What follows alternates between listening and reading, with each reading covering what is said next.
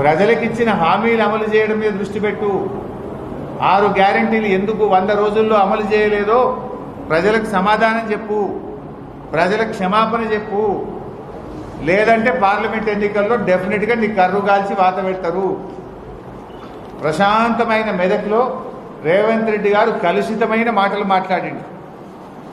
మెదక్ ప్రజలు తప్పకుండా రేవంత్ రెడ్డికి బుద్ధి చెప్తారు. మెదక్ ముమ్మాటికి బీఆర్ఎస్ సీటే.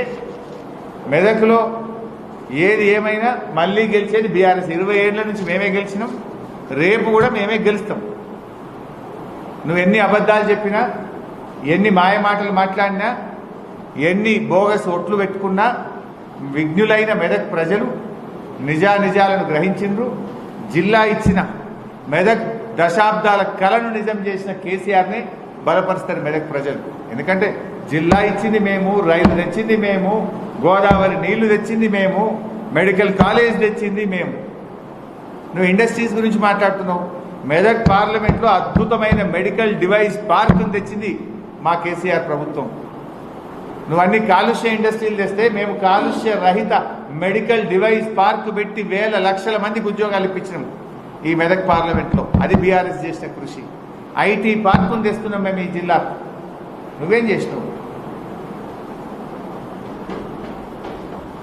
అందువల్ల విఘ్నులైనటువంటి మెదక్ ప్రజలకు నేను చేసే విజ్ఞప్తి, రేవంత్ రెడ్డి గారి అన్నీ కూడా కేవలం ప్రజల దృష్టి మరల్చడం కోసం ఆయన నెత్తి కత్తి లేనట్టు కాయగూర్పుడు మాటలు మాట్లాడుతుంది తప్ప ప్రజలకు పనికొచ్చే మాట మాట్లాడతలేడు. ఈ రోజుకు ఒక్క మంత్రి అన్న వడ్ల కొనుగోలు కేంద్రం తిరిగిండా? ఒక్క ముఖ్యమంత్రి అన్న వడ్ల కొనుగోలు కేంద్రం పోయి ఎందుకు ఇబ్బంది అవుతుందో ఆలోచించిండా? 1వ తారీఖు వడ్ల కొనుగోలు కేంద్రాలు స్టార్ట్ చేస్తే ఇవాళ 21వ తారీఖు 20 రోజులైనా ఒక్కొక్క కొనుగోలు కేంద్రంలో ఒక్క లారీ కూడా ఎందుకు పోలేదో ప్రభుత్వం సమాధానం చెప్పద్దా?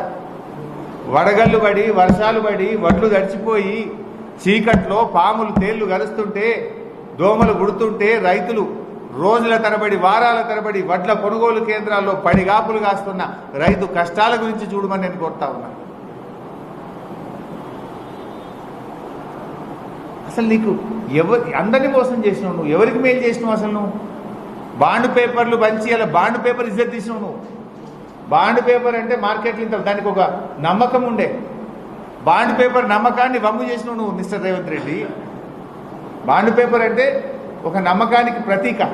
బాండ్ పేపర్ మీద రాసిస్తే ఇది అవుతుంది, లేకపోతే మార్కెట్లో పోతే చెల్తుంది, పోలీస్ స్టేషన్ పోతే చెల్తుంది అనుకుంటారు. ఇప్పుడు నీ తర్వాత నీ బాండ్ పేపర్ పుణ్యమాని బాండ్ పేపర్కు ఇజ్జత్ పోయింది. బాండ్ పేపర్ పరువు తీసినావు నువ్వు. బాండ్ పేపర్కున్న నమ్మకాన్ని కూడా పొడగొట్టినావు నువ్వు.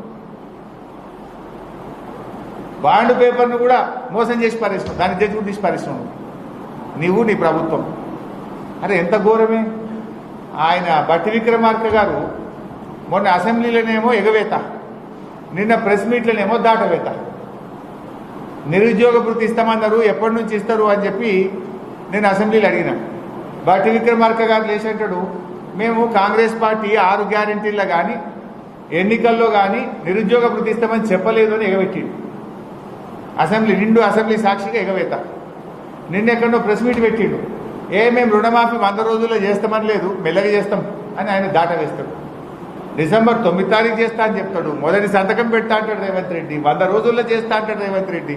బట్టి విక్రమార్కనేమో మేము మెల్లగా చేస్తాం భయ్, మేము 100 రోజుల్లో చేస్తామని చెప్పలే అని దాట వేస్తాడు. అంటే కాంగ్రెస్ అంతా ఎగవేత, దాటవేత.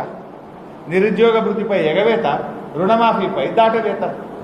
పోటీ పడుతురు రేవంత్ రెడ్డి, బట్టి విక్రమార్క. అబద్ధాలు ఆడుట్లా ఆయనకంటే నేను ఎక్కువ అబద్ధాలు ఆడాలి, ఆయనకంటే నేను ఎక్కువ అబద్ధాలు ఆడాలి. ఇదేనా మీరు? అబద్ధాల పోటీ పట్టాలి.